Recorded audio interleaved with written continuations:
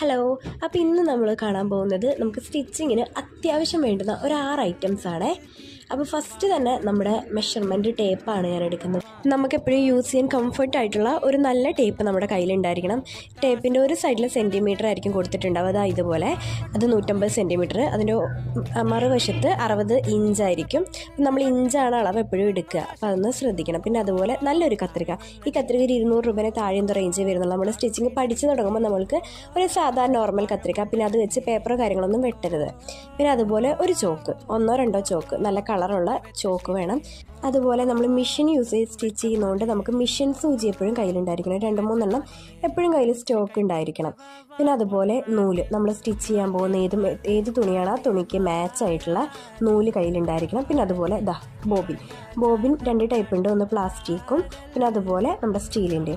അപ്പോൾ 2 ടൈപ്പ് ഉണ്ട്. അപ്പോൾ 2-3 ബോബിനും അതുപോലെ 1-2 കേസും കയ്യിലുള്ളത് നല്ലതാണ്. പിന്നെ ബിഗിനേഴ്സിന് ഹെൽപ്ഫുൾ ആയിട്ടുള്ള ഒരു ഐറ്റമാണ് ഈ സൂചി. അപ്പോൾ ഇതെല്ലാം നിങ്ങളുടെ കയ്യിലുണ്ടോ എന്ന് കമൻറ്റ് ചെയ്യാൻ മറക്കല്ലേ.